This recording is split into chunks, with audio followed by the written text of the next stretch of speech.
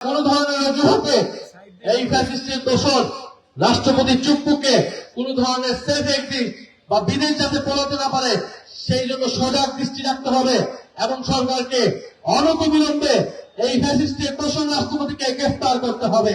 যে রাষ্ট্রপতি পদত্যাগ করেছে তার শারীরিক অবস্থা দেখিয়ে আমরা জানি খেলাটা কি।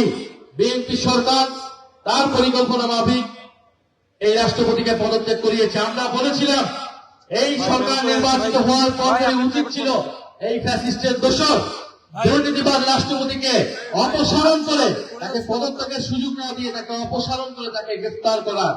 আমরা এখনো বলছি শারীরিক অসুস্থতার নামে বা কোন ধরনের অজুহাতে এই ফ্যাসিস্টের দোষর রাষ্ট্রপতি চুপ্পুকে কোন ধরনের সেফ এক্সিট বা বিদেশ যাতে পড়াতে না পারে সেই জন্য সজাগ দৃষ্টি রাখতে হবে এবং সরকারকে অনতিবিলম্বে এই ফ্যাসিস্টের দোষর রাষ্ট্রপতিকে গ্রেফতার করতে হবে। আমরা মনে করি ফ্যাসিস্টের রাষ্ট্রপতি সহ ফ্যাসিবাদের যেই দুর্নীতি যেই গণহত্যা হয়েছিল সকল কিছুর বিচার এই বাংলার মাটিতে নিশ্চিত করতে হবে।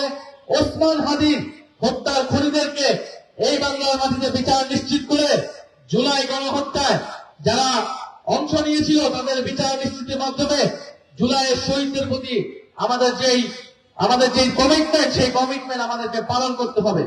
ফলে আমরা আশা করব নেত্রকোনাবাসী আপনারা ঐক্যবদ্ধ থাকবেন।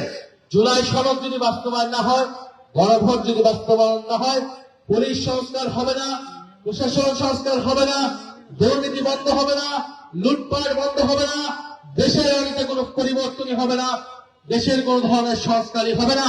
আমরা একটি দলকে হটিয়ে অন্য কোন দলকে বসানোর জন্য জুলাই অভ্যুত্থান করিনি। নিশ্চয়ই আপনারা বলেন নাই আমরা চাই দেশের আমূল পরিবর্তন, মানুষ চাকরি পাবে, দেশে দুর্নীতি হবে না, আপনি থানায় গেলে আপনি সুবিধা পাবেন, আপনার কোনো জমি দখল হবে না, ভূমি দখল হবে না, বৈষম্য থাকবে না, আমাদের দেশের পররাষ্ট্রনীতি সার্বভৌম নীতি হিসেবে দাঁড়াবে, আমার সীমান্ত হত্যাকাণ্ড হবে না। এরকম একটা বাংলাদেশ আমরা গড়ে তুলতে চাই।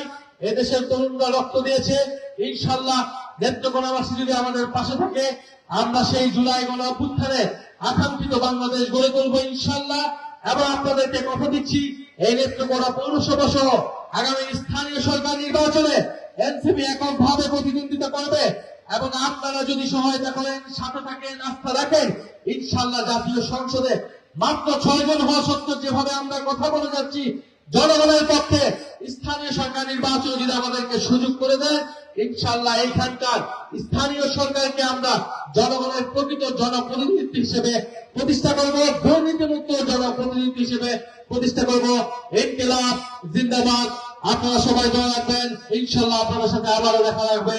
ইনকিলাব জিন্দাবাদ। আপনার স্বপ্নগুলো আকাশ ছুবে প্রবাসীর হেলিকপ্টারের মাধ্যমে। বিয়ে, জন্মদিন অথবা যে কোনো বিশেষ প্রয়োজনে হেলিকপ্টার ভাড়া করতে যোগাযোগ করুন স্ক্রিনে দেয়া নাম্বারে। প্রবাসীর হেলিকপ্টার, নিরাপদ ও সাশ্রয়ী বাহনের বিশ্বস্ত নাম।